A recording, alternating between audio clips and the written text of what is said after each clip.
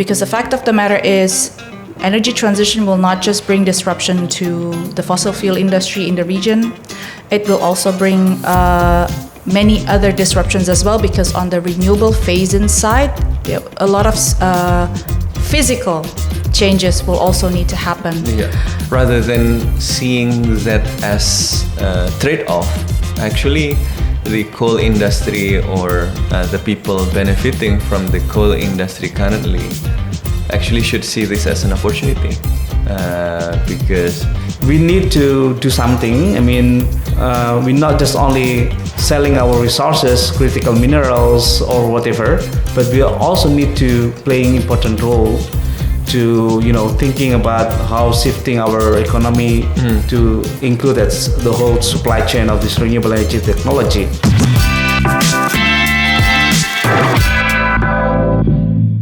Hello, salam ASEAN, and welcome back to Talking ASEAN Special Edition with Bebas Aktif.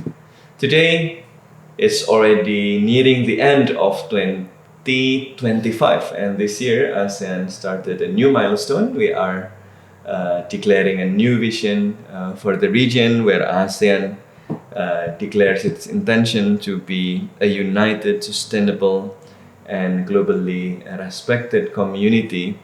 But of course, that's not an easy thing to achieve, because Southeast Asia is also at this epicenter of a lot of issues, not only geopolitics, but also at the epicenter of climate change. Its geographic, demographic, and economic features, such as low-lying lands, large population, lack of adaptive infrastructure, and high dependency on agriculture, make people in ASEAN at significant risk of being affected by direct and structural impacts of climate change.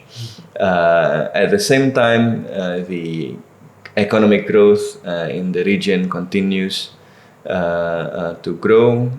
Population is also rising, and of course, energy use is also rising. To balance this goals of economic development, as well as the goal towards climate adaptation and mitigations, a just transition, an energy transition which is just and inclusive, is important. It's an imperative. But how to achieve that, and how far has ASEAN achieved those goals, and is ASEAN on the right track right now? We are today have the honor to have two important experts, two leading experts in energy transition in ASEAN. First, we have Mbak Adhityani Putri, or Mbak Ditri, an energy transition policy specialist who was involved in this sector for more than 20 years. Well, not quite that long. I'm not quite that old. About 20 years. Yeah, about 20 years old, and involved with a lot of institutions and projects from global to regional and national levels. So thank you very much, Mbak Ditri, for coming to our podcast today. Glad to be here. Yes, we are looking forward to hear your insights. But allow me to also introduce another expert, a longtime friend who is also known for his involvement in energy transition issues. Now established a consultancy and advisory institution related to energy transition, Lestari Advisors, as a CEO and founder, Mas Ery Wijaya. Thank you so much, Mas Sohan, for inviting me. It's a great honor to sit here and have interesting topic on conversation today. Yes, thank you very much. It's our honor, and I think it's also at the interest of the public of ASEAN to listen to today's discussion, because most of the leaders in ASEAN, most of the countries in ASEAN, I think all countries in ASEAN already declared their commitments, the NDCs, to achieve the climate targets.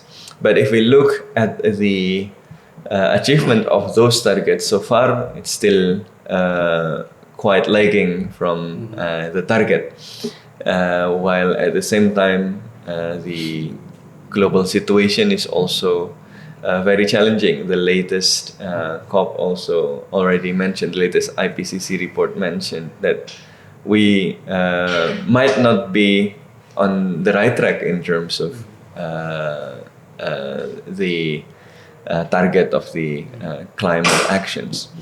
But still, ASEAN continue to declare its commitments. In Indonesia, for example, our president even declared that Indonesia will try to achieve 100% renewable energy.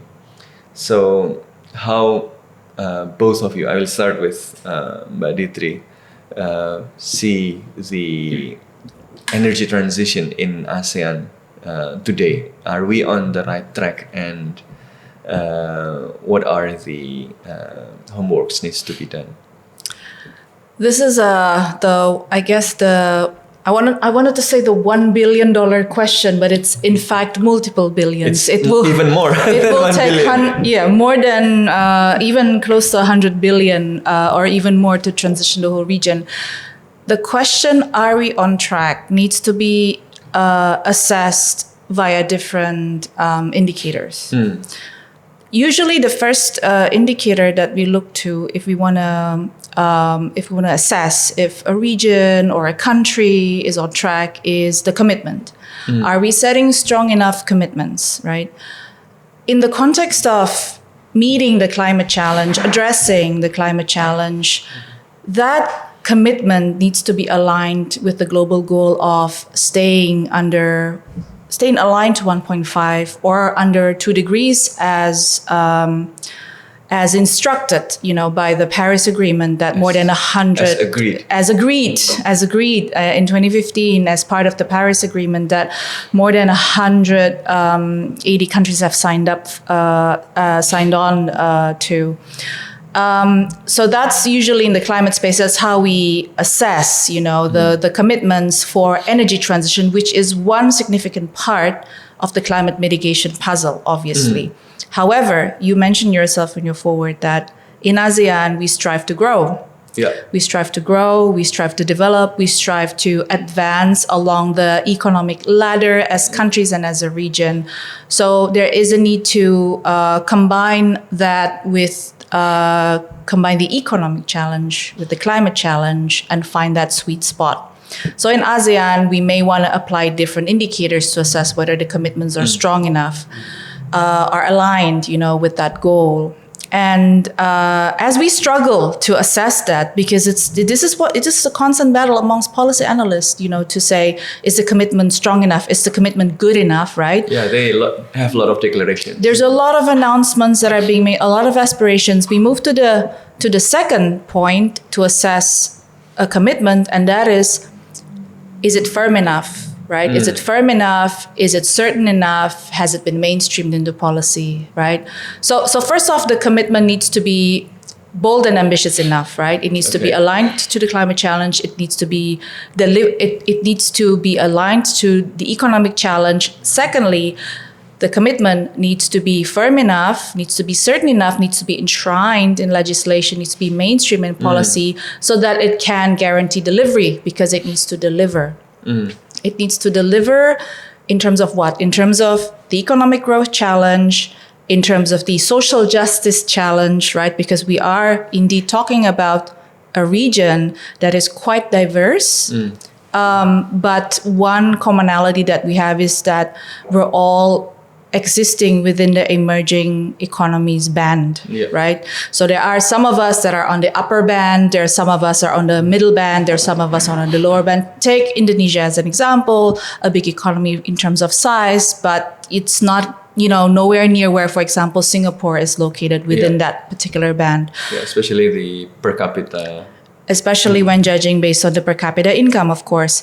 So the next thing is it enshrined in law? Is it enshrined in policy? And there's many answers to that question. There are countries in the ASEAN space that are far ahead, that have made commitments that are probably not as ambitious as it could be, but they are enshrined in legislation. They are translated into policies.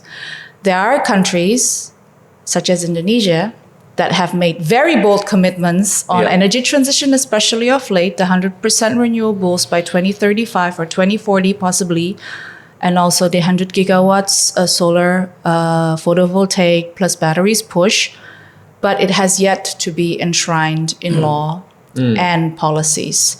So that's how we are kind of like struggling in this space in understanding if we are on track, right? Yeah. That's only from the commitment side of the story. Then there is the implementation side of the story. I mean, we are already more than 10 years into the Paris Agreement. We have also, we are also many years past the last global financial crisis, many years past, the last commodity price slump, many years since the, since we've seen prices of energy, renewable energy technologies fall dramatically in the past decade. And so we need to be looking at that and assessing how far is ASEAN along the trajectory that it has set itself for, say, 2030 or 2040. Those are the milestones that are laid out by the Global Climate Convention as a marker, right? The 2030, 2035. And by 2050, the global economy is supposed to hit net zero emissions. How far along is ASEAN as a region and ASEAN as the 10 individual countries along the trajectory? And, suffice to say, I mean, we have to admit that we are some of the laggards, in this context.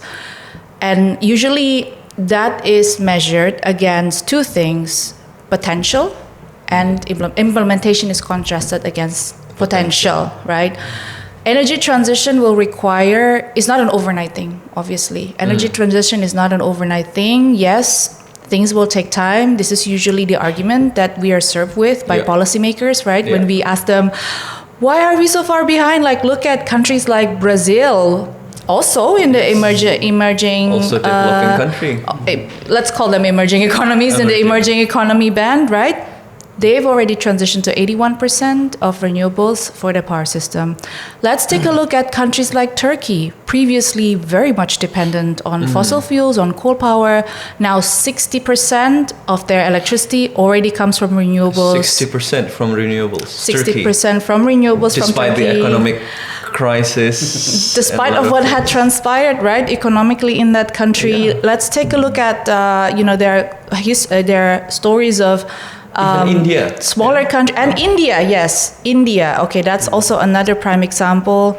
They have surpassed their 100 gigawatt solar energy deployment target 5 years sooner than they have, than their original target. So these countries, emerging economies, are moving very fast. Within ASEAN, we can only maybe say certain countries are moving fast. Singapore is one, Vietnam is the other. The Philippines, they go through a start and stop dynamic. They go through a phase where they move really fast and then it kind of slows down. They're running interval. They're running intervals. Yes, for the runners out there, you will know this. It's a fartlek, not a constant sprint or a tempo run. It's quite uneven in the region, I have to say. It's interesting. You mentioned that the leaders are making bold commitments, and that's a good thing. But at the same time, not only that the implementation is lagging, but also the translation of these commitments into institutional framework is also quite limited. While at the same time, we are seeing that our peers, if we may say peers, like in Brazil, in India, in Turkey, are doing much better. So what happened? You are watching closely and advising these people, right, Mas Ery? What do you see? Where's the problem in Southeast Asia or in Indonesia? I think situation in past 5 years of Southeast Asia is very challenging in terms of, first, I think been hit by COVID-19. The economic development is growing slowly. So in a couple of the countries in Southeast Asia, state members stating very bold of the target of energy, renewable energy mix in their system. But if you see at the rate of implementation is we can say that it's far from the expectation, right?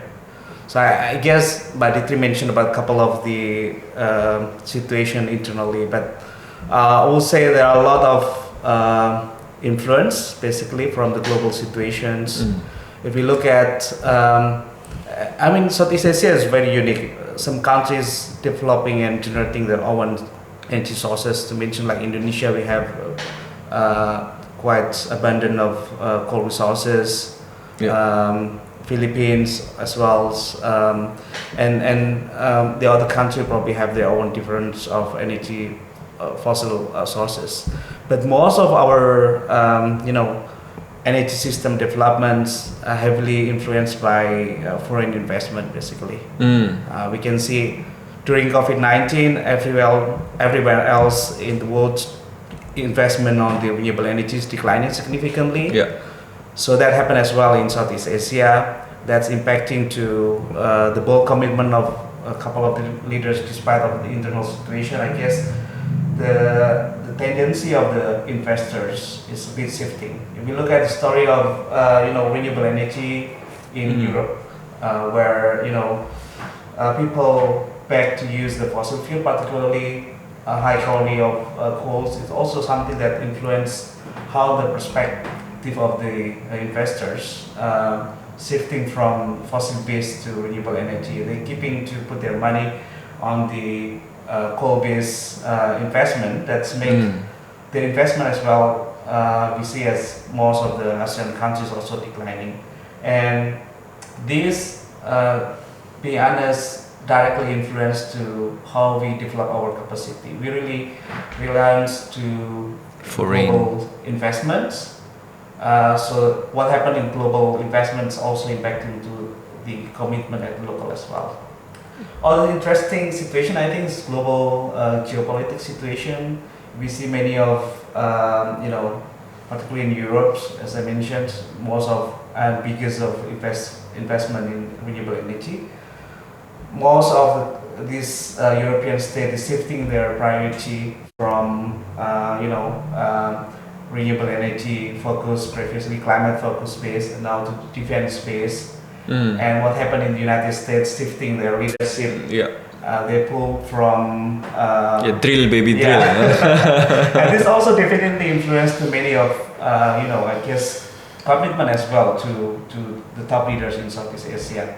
So we see many of in Indonesia particular, for example, coal still perceived as one of a backbone for the energy system in Indonesia, and that is also there is bold statement from Minister of Energy. He said that what happened in the United States, they also see differently the climate change, so that's also influenced to many of the perspective in the global leader, I guess, and that's what happened in Southeast Asia. We see there are many of big commitments, but again, the implementation stage has been hampered by two big situations: shifting of the priority of investors, and second one is shifting of the geopolitical situation. You mentioned about external factors, but also mention a bit about these internal factors of the dependency on the coal. And one of the big issue, maybe not $1 billion, even more, $1 billion question is about this dependency on fossil fuels like coal, right? I mean, there is a discussion about if we want to make a transition and phasing out coal, what will happen to these workers and people who are working in this coal industry? How do we actually able to manage this? I mean, you mentioned about measuring the progress is based on the potential and the implementation. So is there any potential pathways where we can balance these trade-offs between economic development, social justice, and energy transition, especially when our economy is now so much also dependent on coal? What will happen to the coal workers and their family? They say, I mean, some segments in the society will say. Yeah, the coal question is a lot broader than just the workers. The reality is that entire local economies and national economies have been shaped by coal production, coal trade, and consumption in the Southeast Asian region, but primarily in Indonesia. But there are also other areas. It's the largest. But there are also other areas within the Southeast Asian region that have mining and then economies based on coal mining, production, trade, and then subsequently consumption. So on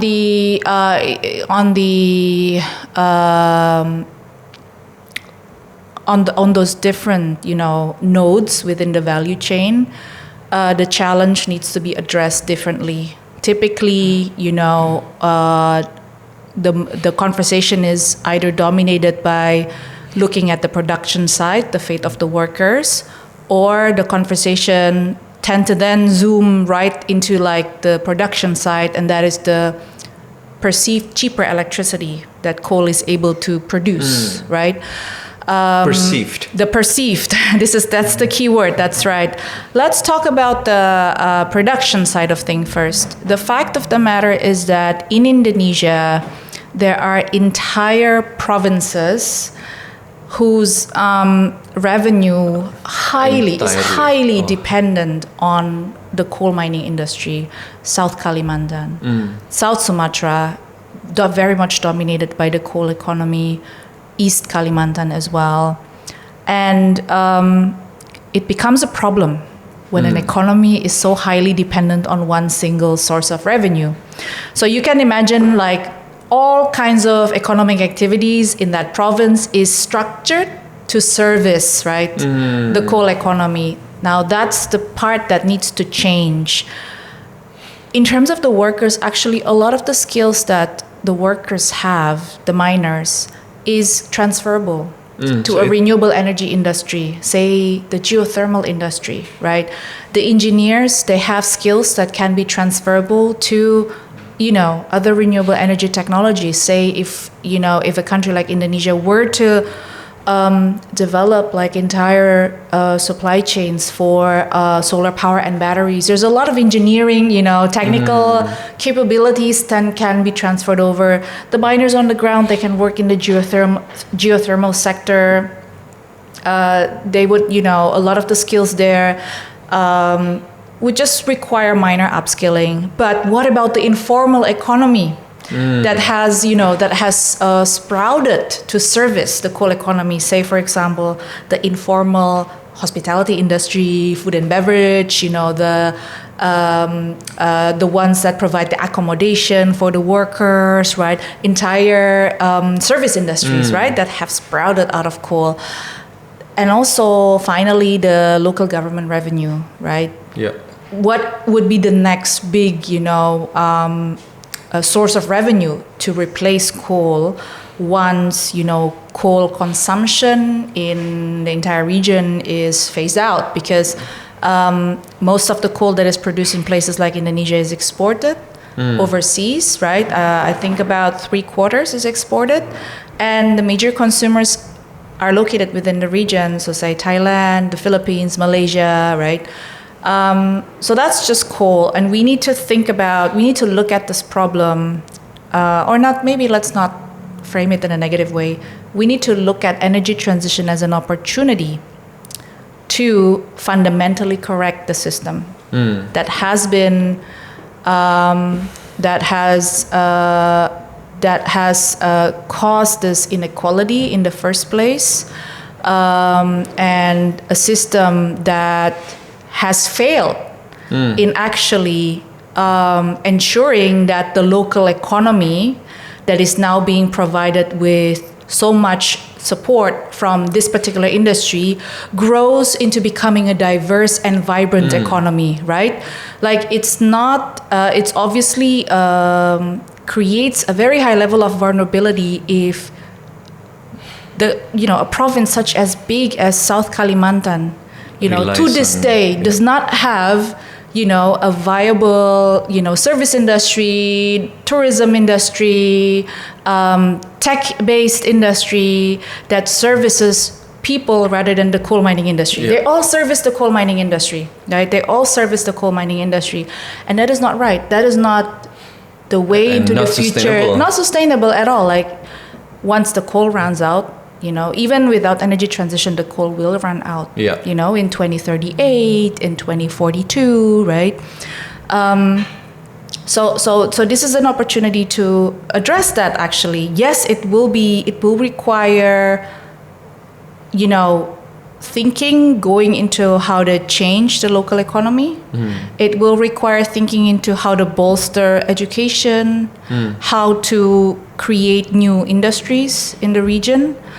But also at the same time, it needs to get away from the simple arithmetics of 1 million jobs lost, let's replace them with another million, right? This is not just about 1 + 1 or replacing one with another. This is about creating a different economy altogether. Because the fact of the matter is, energy transition will not just bring disruption to the fossil fuel industry in the region. It will also bring many other disruptions as well, because on the renewable phase-in side, a lot of physical changes will also need to happen in the way energy is produced. For example, if it's in a distributed manner, we will need more grids. We will need, land to be freed up. If it's in a centralized manner, we will also need to change the way demand for energy is created. So there is demand management that might change our behavioral patterns.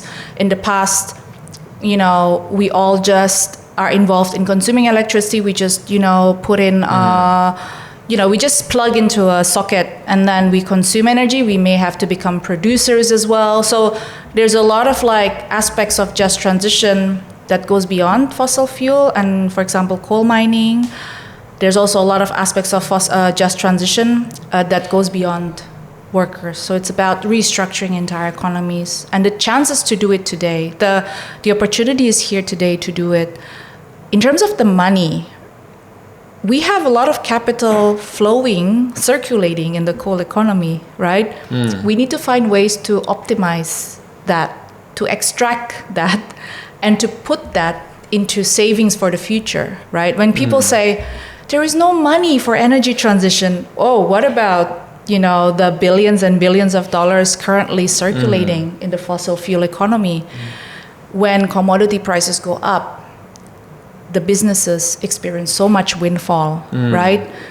Where is that windfall profit going? Is it going into building the economies of the future? That's what countries and this entire ASEAN region needs to ask themselves. Are we getting the fair share of that windfall, and are we putting that towards just transition? Are we putting that towards structuring our economies for the future? Are we putting that into renewable energy systems that will then replace this economy? So that's my view. Yeah, that's very interesting. Yeah. Energy transition is going to bring a lot of disruptions, not only about workers. It's not only about how the workers from the coal industry moving to renewable energy, but also disruptions in terms of economic structure and many other aspects, including our daily lives. But what I also highlight from your insight is that rather than seeing that as a trade-off, actually the coal industry or the people benefiting from the coal industry currently actually should see this as an opportunity, because coal will run out anyway, and they still need to develop their economy as well. So it's rather than a trade-off, this actually presents an opportunity. And I learned that Mas Ery is also working a lot on identifying these opportunities, right? So could you tell us more about this Yeah, I think opportunities that actually came, and who will benefit from this, and how can actually we proceed from this? And Mbak Ditri also mentioned about the issue about the restructuring needs for a lot of things, like including freeing up more lands, that will also, of course, affecting like local communities, how to deal with this. I think the most important is to understand that money doesn't recognize green or bronze or even dark, right? But the most important people is recognize green. But people recognize how to get profit, particularly the investors. So that's correct. I mean, if you look at transition, it's happening anywhere, right? It's happening in different of sectors. Let's say agriculture sectors moving from rubber plantation to palm oil plantations. It's definitely changing a lot of aspect of the economy. Right? It's happening small, but we're now talking more sophisticated and systematic changing of the economy.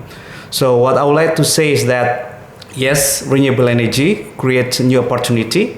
And that's been proved by a strong commitment from the governments in many government in ASEAN state members committing to increase the mix of the energy coming from renewable energy and commit to reduce the fossil fuel portion into their energy system. And that's create a market basically. And market is the opportunity for anybody, for the investors, for the one work for local governments, the one working informally, and etc. But how then we translate those market opportunity to something that meaningful to the whole of the economic structures is something that definitely needs someone to do it, and definitely governments first will have to come with a right policy, right commitments, and then working collaboratively with the potential investors, showing them that the opportunity is not laying on the fossil fuel area, but also working with renewable is something that's important for them. We see many of bottleneck basically in renewable energy investment. Coming what Ditri mentioned, bottlenecks? Land acquisition is something that also challenging right now.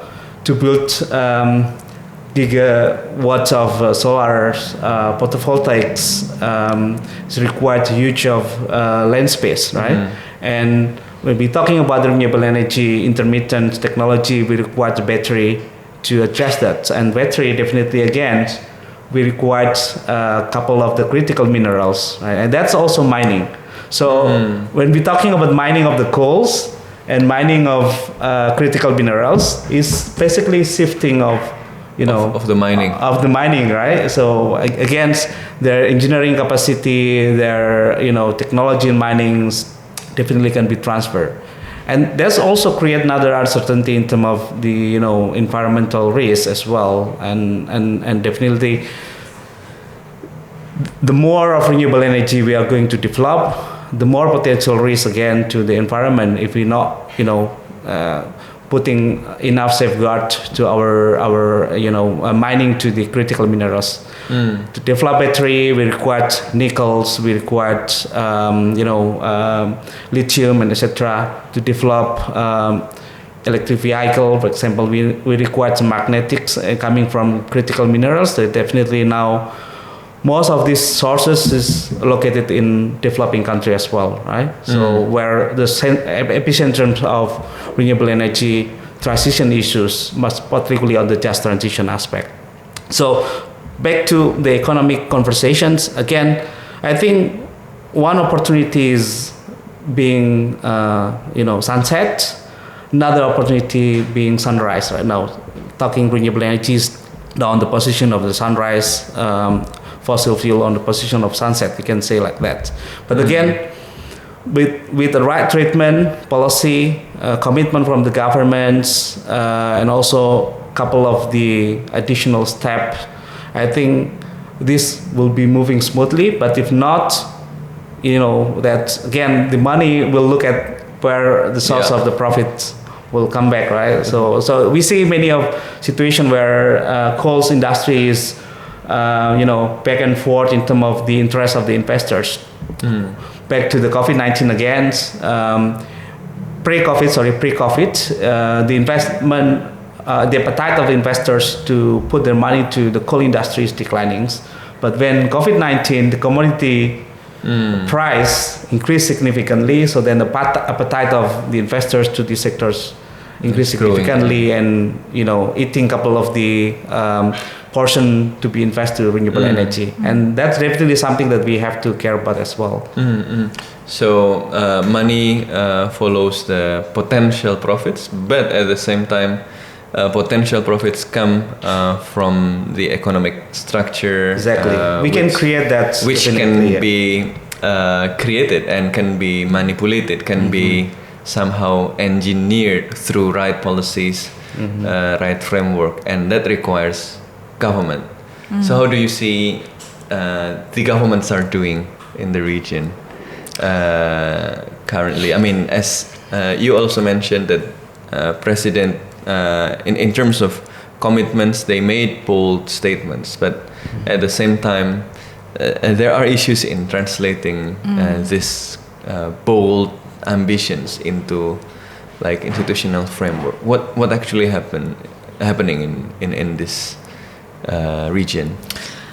Yeah, this is an interesting question, simply because currently we have different conversations about governments vis-a-vis their ability to deliver on energy transition. And we know that in this region, the country that is at the forefront of delivering on energy transition in terms of deploying, rapidly deploying energy transition technology is Vietnam. And we also know the country with the system and governance that is placing energy transition as a priority in its implementation, constrained by their size and their access to resources, but nevertheless have been acknowledged to have done a lot of good things in this space, is also Singapore. And we know the style of the government and the governance that these countries... Asian values. Exactly, Asian values, that's right. This is the dilemma in that... Asian values in the 1970s, 1980s. Exactly. This has become a dilemma because there seems to be now a perception that energy transition can only be delivered in a very top-down mode, right? And that because of the nature, because of the reshaping of the system that it would require, that it can only be delivered by strong leadership, firm leadership, and therefore leadership based on Asian values, as you mentioned.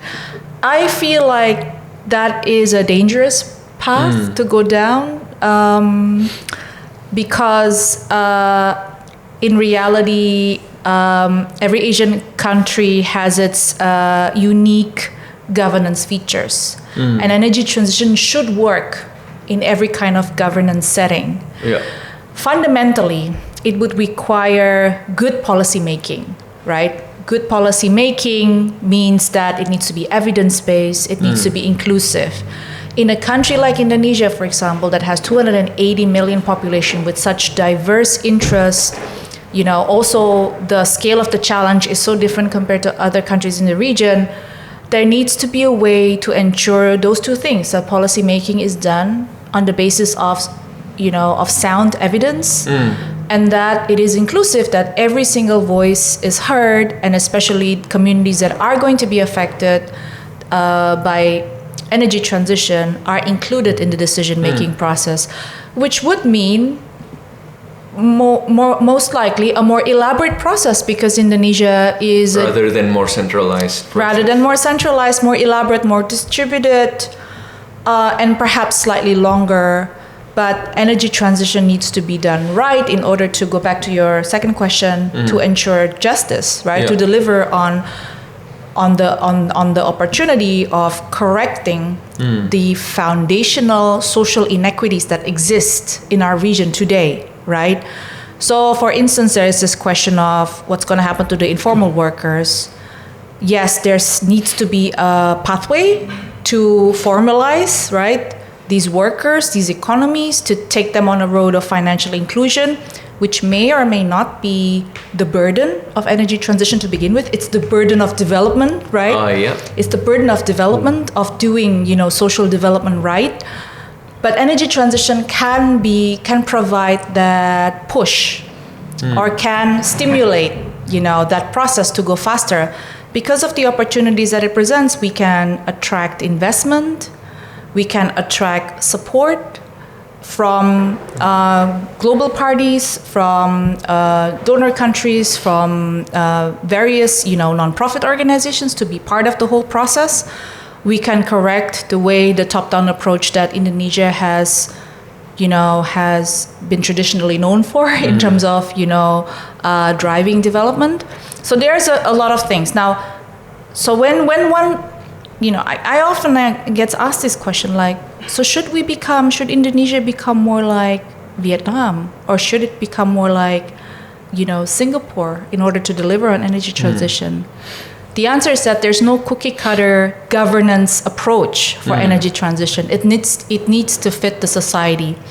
So again, going back, policy making needs to be evidence-based and needs to be inclusive. And once it is decided, you need to follow through with that and not change it every 12 months. Yeah. So certainty is also the rule of the game here. Businesses have told us that at the end of the day, it doesn't really matter how the regulation is shaped. As long as it doesn't change every 12 months, we would appreciate that, because then it would allow us to carve out what the real opportunities are for us, right? So certainty is probably more important than shaping regulations that benefit businesses or benefit private sector. At the end of the day, private sector and business, they will find their way. Yeah, they will try to find opportunities by themselves, whatever the framework. As Mas Ery said, right? The money will find its way. The money will find. Just stay there and point us to, like, this is what we want, and then stay there for like maybe 5 years, right? Like that is actually the feature that we are seeing in these countries with Asian values governance. Is that they remain unchanged, for 5 years. They have this plan for 5 years, and they follow through. So that's important. And then obviously, finally, governments have tools at their disposal, regulations, fiscal tools, non-fiscal tools, to make the prices of energy transition more cost-effective, more affordable, right? To allow deployment at scale, right? We heard about land acquisition, right? The government has so many tools at their disposal to secure land for projects, in order to make them move faster, to designate zoning, right? So there's a million tools at the disposal of the government. And government have their own lands. Many of them are unused, right? Unutilized government lands owned by government institutions, right? From ministries to SOEs, right? So many. So that is at the heart of the challenge, is not necessarily what style of government, but what are the features of good governance that we need to be seeing in every Energy transition done right is not decided, based on the governance type. Authoritarian, it does not necessarily requires authoritarian style government, which many in the ruling governments really like the idea. Let us do energy transition, give us more power. I think there are studies looking at how infrastructure development projects, infrastructure push, including those under green label, green infrastructure, energy transition infrastructure, often becomes the door for authoritarianism. But the result is not that energy transition, just the authoritarianism without the expected result. So I really like your point about the the key to success is not the Asian values. It's not the government that can do anything it wants top down without resistance. It is about certainty. It is how the policy is made, how it is made based on evidence, and that the government and other stakeholders follow that through. And that can also be done through democratic means and need to be inclusive. Back to you, Mas Ery. I mean, if policy making needs to be evidence-based and it needs to be inclusive, what are the role of this, how to say, the society in this context? I mean, in many places there are people who have their own locally sourced renewable energy, but sometimes they are hindered by the regulations or something. How to empower more public participation to ensure this transition being inclusive? Yeah, definitely awareness is something that is important, but we see that many of studies shows that the Gen Z millennial start to put their high awareness in terms of renewable energy, environmental aspect, and etc. But again, awareness has to be translated to something that actionable, and that is a big gap that we see at this moment. I will back to the conversation that we had. Renewable energy somehow is something quite different to the fossil fuel. We talk about fossil fuel investment most likely will be spent to the operation and maintenance of the systems, meaning the fuel is the higher cost of the overall of the investments. But renewable energy is something that different. Renewable energy, the highest cost is the technology itself.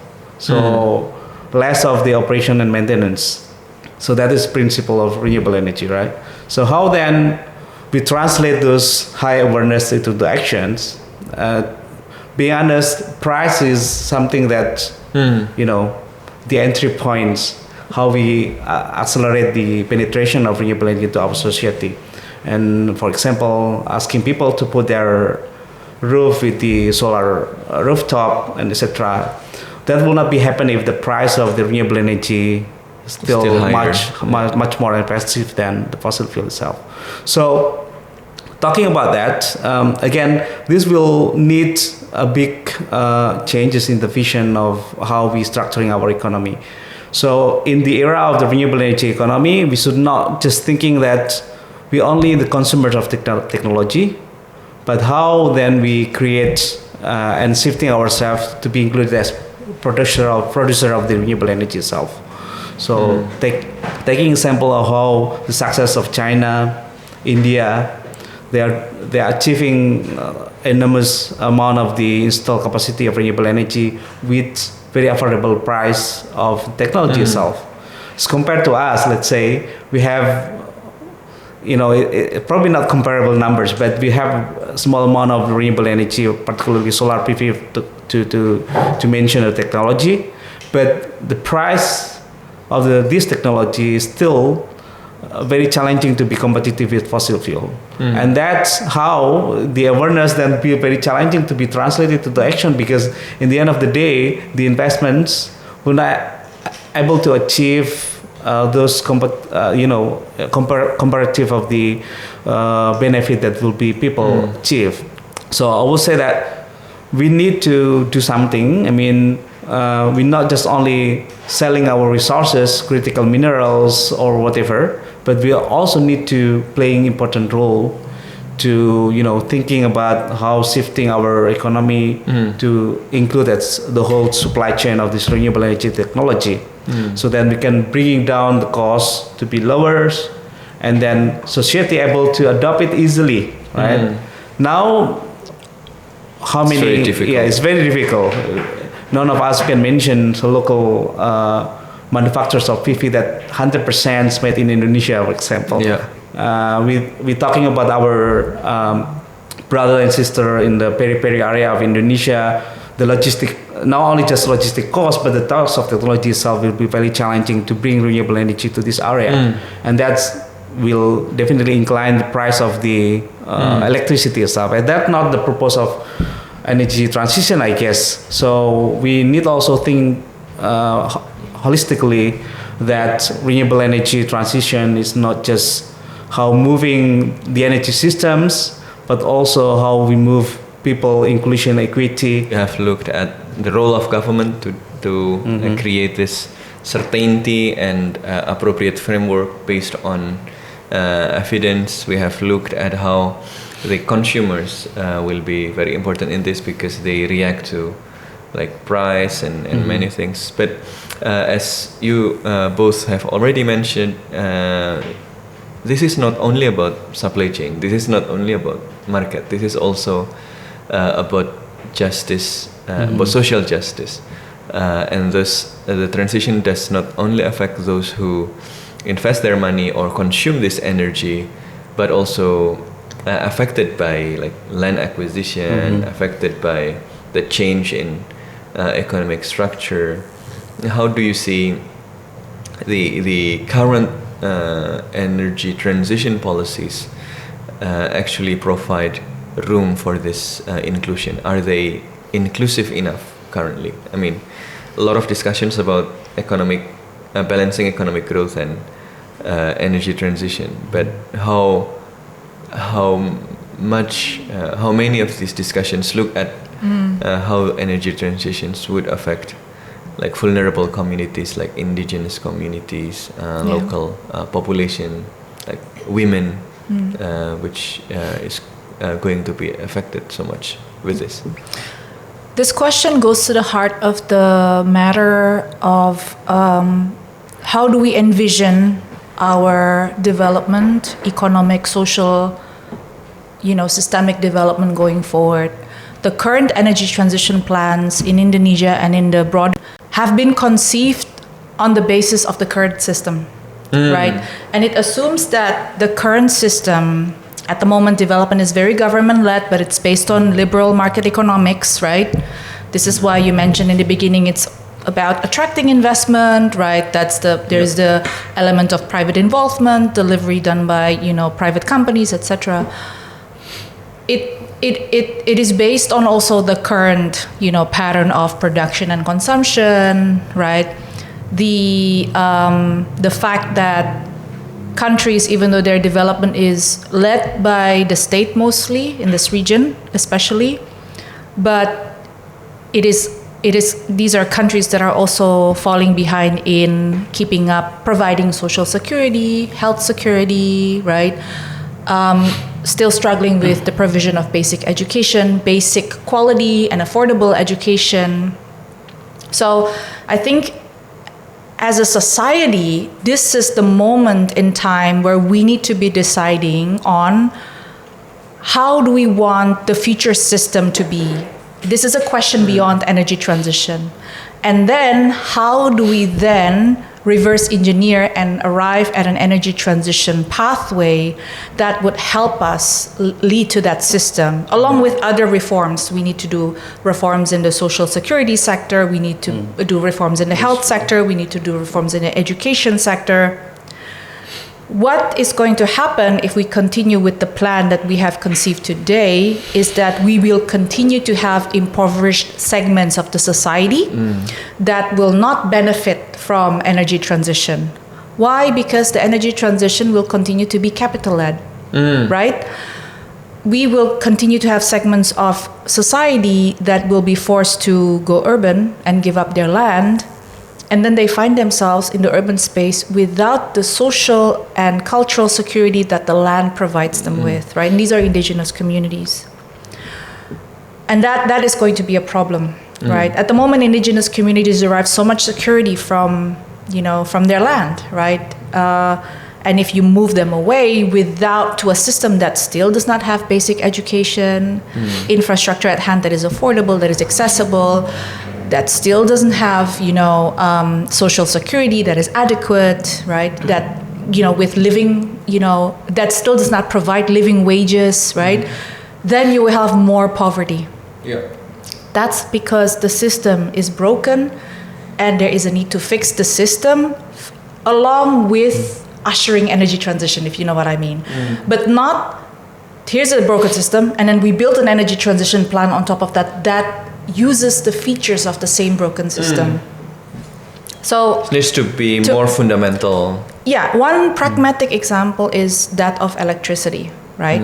We constantly struggle with the question, okay, we need X amount of renewables to call ourselves climate champions. Do we make it centralized, right? We just, free up entire chunks of land and just do it centralized, right? And then deliver the electrons to everyone.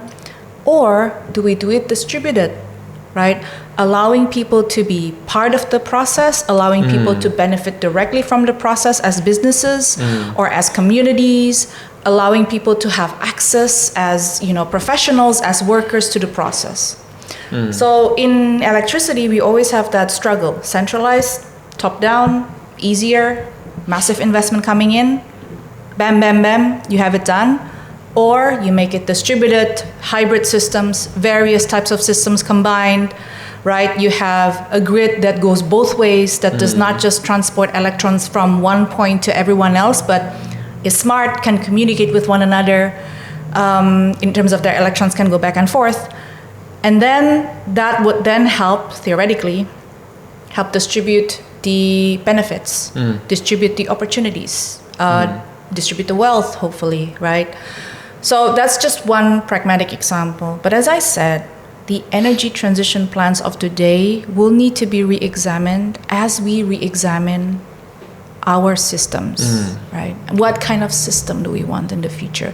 That's the first question that we need to ask first. That's very important and very interesting point. I think it's quite mind-blowing to me because, well, energy transition is not only about energy transition. It is about reimagining the whole economic system, what kind of society that we actually would like to build. So it is very interesting. If I may also add, re-examining the system also means us going back to the drawing board in terms of how we measure progress, right? So in energy transition also, we often encounter this challenge of, well, we want to become an upper income country, so we need to reach a certain energy per capita consumption. And that always flies in the face of trying to push energy efficiency, always flies in the face of trying to find direct uses of energy because then it doesn't account to the electricity consumption. The fact of the matter is a lot of these metrics for advanced economies for growth have been conceived in a different era, in the global north era, in the era of the G8, now G7, in the post-war era, and we need where they grew through the old system, which puts us in difficult situation right now, which is structurally disadvantaging us, right, as resource nations. So we need to ask ourselves, like a lot of people have said, oh, but indigenous people, surely they want to live like city people, and it's like probably not. Right?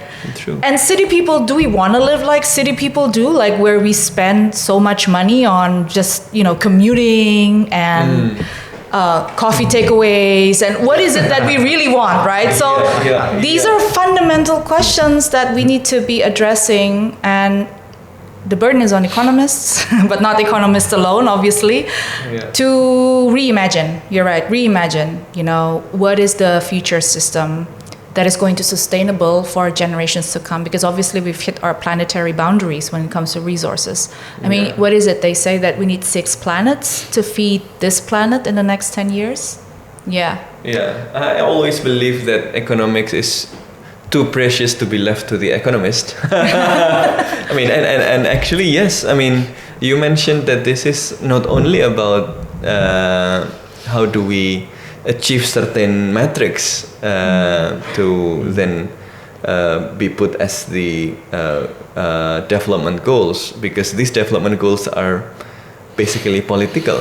I mean, they are historically contingent. They came from certain historical development, historical context, which might need to be reimagined, as you mentioned.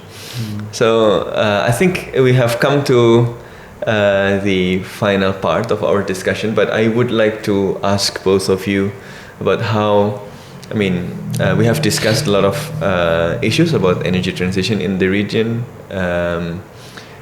So I'm wondering, what would be your advice? You're an advisor, right? To the ASEAN leaders.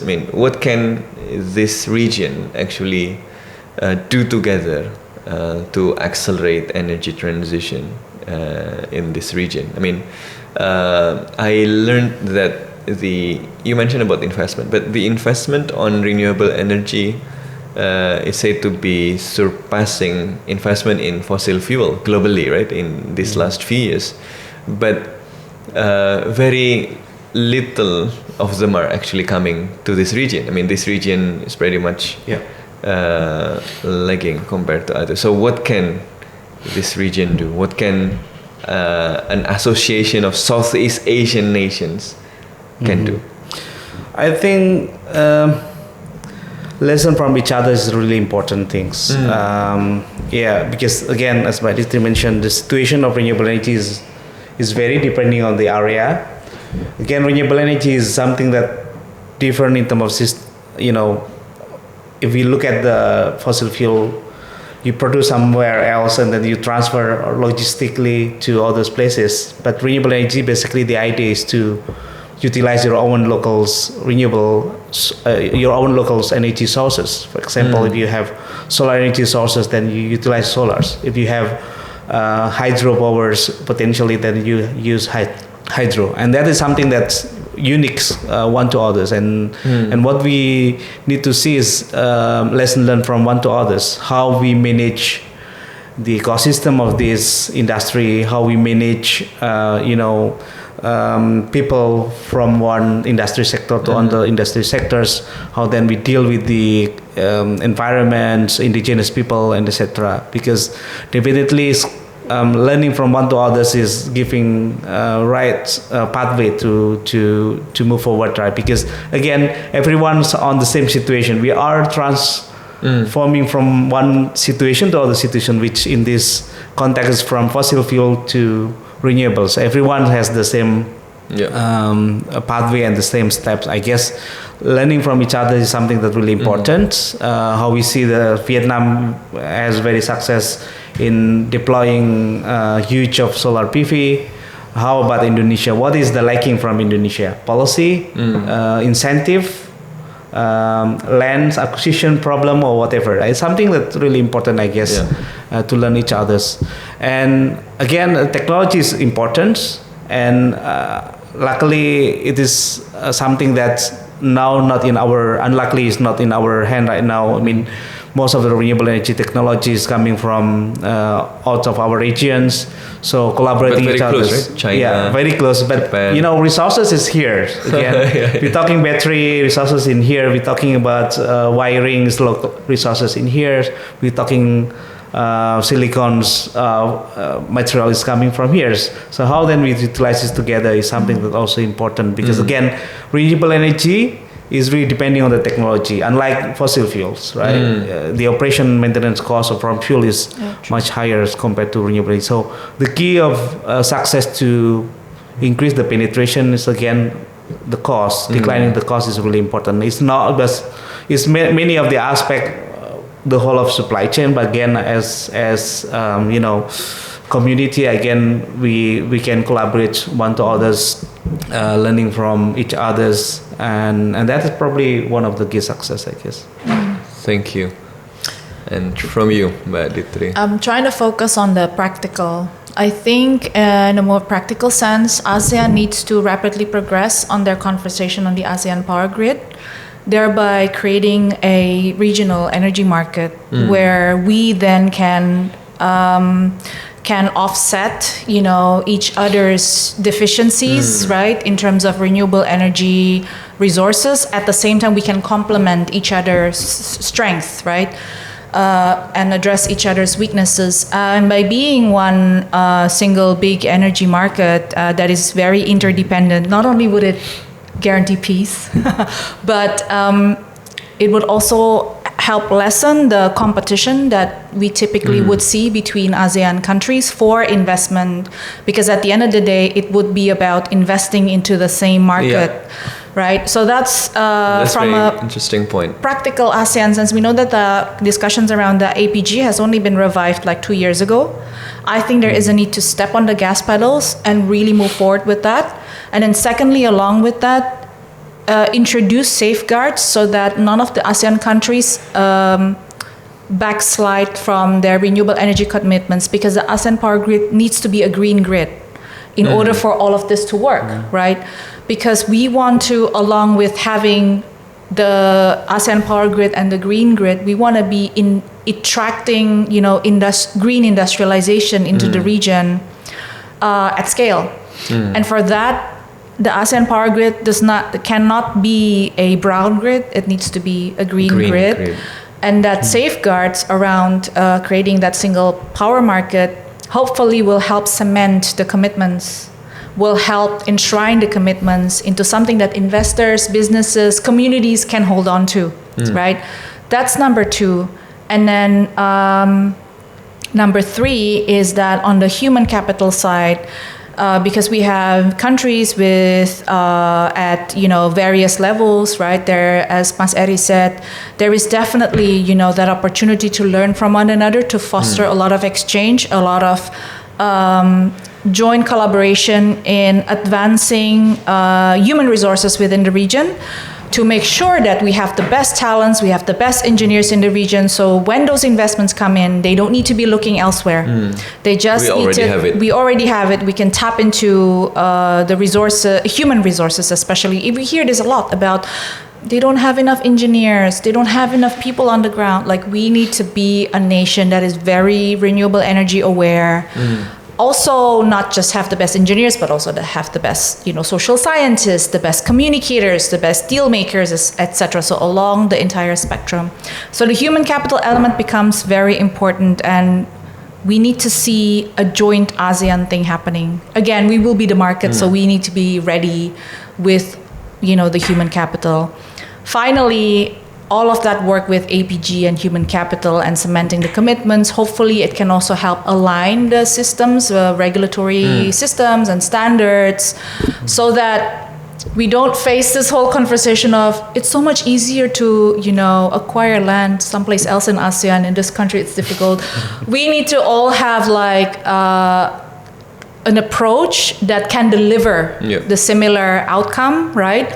And again, goes back to learning from one another, but also harmonizing with one another, so that we then, as we also reconstruct, hopefully, redesign and reshape our economic systems, we will then converge into a harmonized one big regional economy. Because I think that has been the ASEAN dream, right? From the get-go, is the ASEAN economic community, the big,